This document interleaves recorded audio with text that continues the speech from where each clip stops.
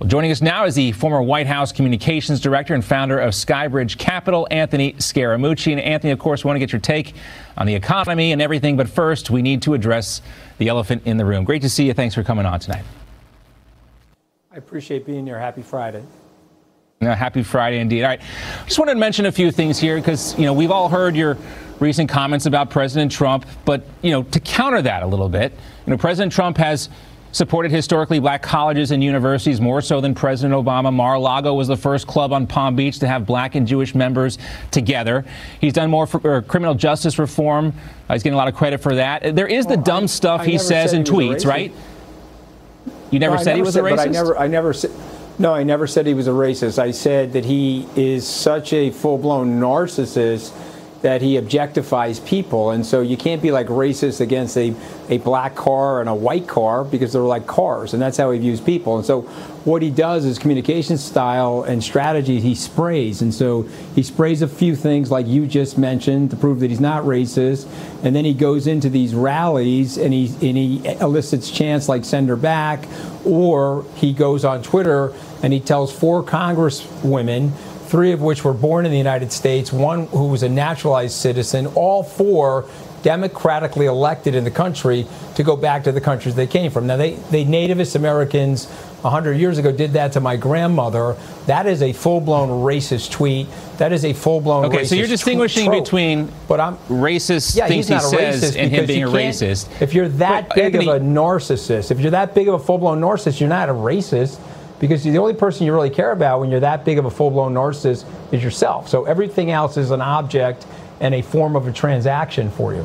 Right. But what changed? I mean, what fundamentally changed from everything that you were saying about him before, even after you left the White House, all those glowing things you said? What was the one thing that, you mentioned the tweet? I think that's where this all started, but that couldn't have been it, right? So, John, No, of course not. And I wrote an op-ed in the Washington Post. I just posted one in the Financial Times about our crumbling global alliance. But my op-ed explained my transition and the glide path to where I am today. I broke from him on the child separation. I broke from him on the intelligence agency denunciation and believing Vladimir Putin over them. I wrote an op-ed that the press, and you're part of the press, is not the enemy of the people. That was published in The Hill. And then the full-blown racism with the racist tropes. I was on Bill Maher literally 2 weeks ago tonight trying to defend President Trump. They brought up the racist tweets. I said, I'm sorry, that's not defensible. When I got to the post-production party, Bill turned to me and said, you think he's going to watch this? I said, I have no idea. And then my wife said, well, you were defending him 9 out of 10 times. I then said to her, well, on that 1/10 of a time, if he goes after me on his Twitter feed, it's evidence that he is a full-blown demagogue. And demagogues have a very poor history of being political leaders.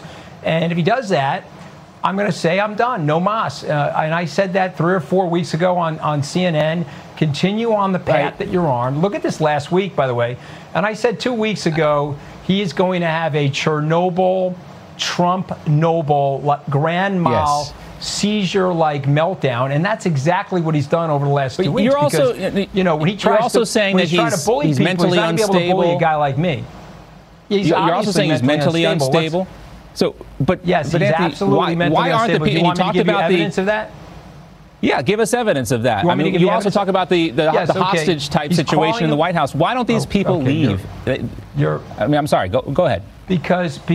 Because I understand the situation that they're in.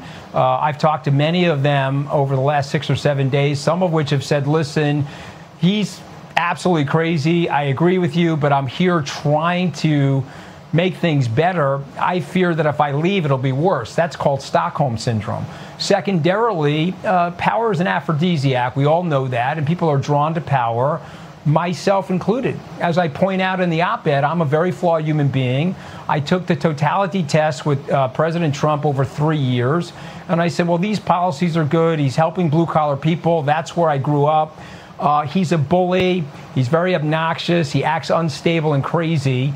And I was weighing those 2 things for the last 3 years. When I got summarily fired like that, because I come from a loyal family and a loyal ethnic background, I'm like, okay, no problem. I'm going to stay loyal to the president's agenda, loyal to my registration as a Republican. And now I'm still staying loyal to my registration as a Republican. And believe it or not, I'm also being loyal to the president because he is so let me ask you about that then. You're staying loyal to your registration as a Republican. You're going to support one of these primary candidates, maybe Joe Walsh or Bill Weld? Well, let's see how this materializes over the next 2 months. The filing deadlines for most of these primaries are in November. We're having a broad-based discussion. Remember, I'm an entrepreneur. I'm a very organized guy. I'm putting together a super PAC. We will be addressing the president's bullying with suburban housewives all through the swing states. He went after my wife on Twitter this week. Totally predictable because he's gone after Ted Cruz's wife. He's gone after Jeb Bush's wife. This is a bully. You know, cowards go after civilians like that. And so this is a full-blown bully. Suburban housewives don't like that. Suburban men don't like that either. It's very uncool. I was in the Midwest all week. There's not one person that came up to me and said, yes, I like the president going after your wife on his Twitter feed. So we'll amass a fortune and we'll dedicate that in advertising to make sure that we turn those voters off to the president. The second thing that we'll do, hopefully, is we'll get a very credible, very talented, charismatic communicator who has similar policies to the president, but just is flat out less crazy. And so the bumper sticker give me an example of someone who that might policies, less crazy. Well, I don't want to do that now because I think that's not fair to them. But here's what I would say. Anybody that's thinking about running in 2024 needs to think about sticking up for the Republican Party today. You can't be a fearful person if you're running for president. Fearless people need to be our president. You can't whistle. Okay, go ahead. What I would say to that is this was already done in 2016. Numerous people in that position who, never Trump Republicans, anti-Trump Republicans, they try to do the same thing.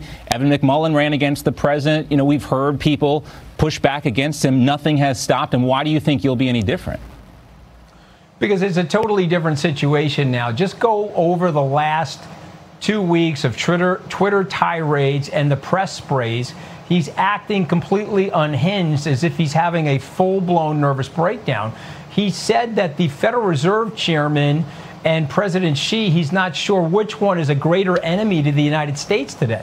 2 days ago, he was the chosen one. He's the king of the Jews, that was apparently. In jest. I mean, that the chosen one comment was in jest. Let's give him the benefit of the doubt that stuff is in jest. Now you're going into Trump fatigue syndrome where people are like, okay, you're the leader of the free world. You're the president of the United States. Why are we debating things like racism? Why are we debating things whether or not you're trolling the entire world? He has literally fractured the 75-year Western alliance of liberal democracies. He's literally turned that into a total disarray tailspin. He is fighting with the Chinese in a way that none of his advisors advise him to do. It's this haphazard, unpredictable tariff strategy that's now taken $1 trillion out of the U.S. stock market in the last 3 weeks, and there's no end in sight to that. And you just pointed out that he's going to raise tariffs. Your viewers know, because they're very sophisticated people, that tariffs are a tax on people. Tariffs are a tax, and we talked about this. I'm not one of these. Who's and I'm not going to defend. American consumers are paying the taxes, and I'm not an it's economist. a regressive tax on the American consumer. Right.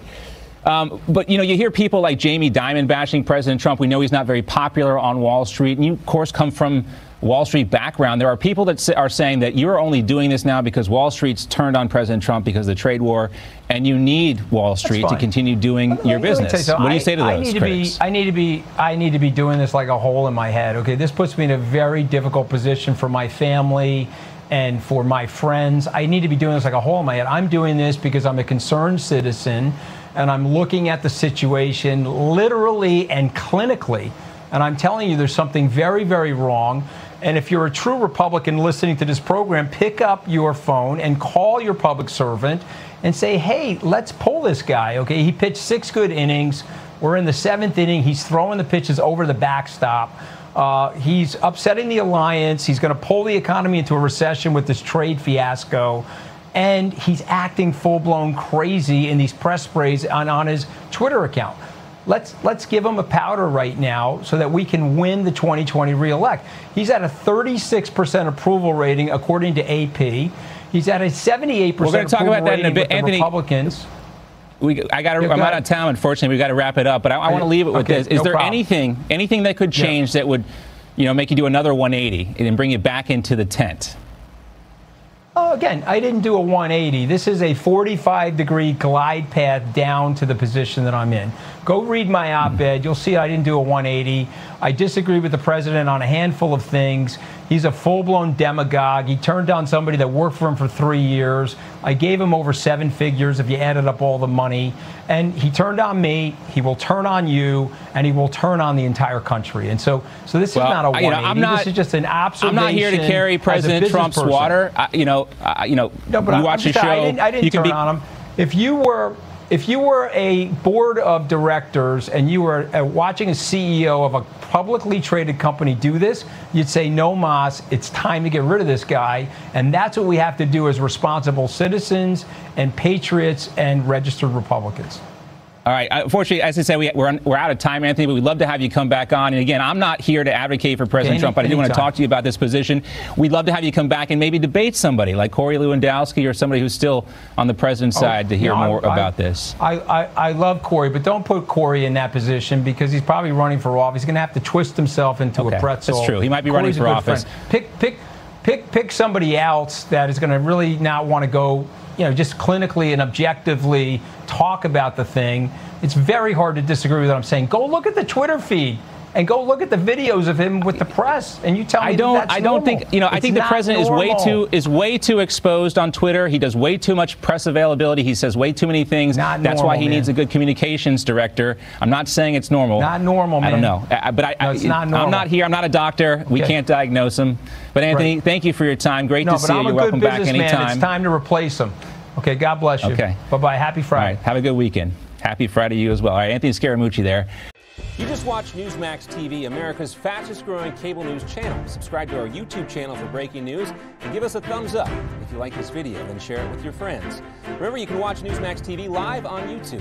Newsmax TV, real news for real people.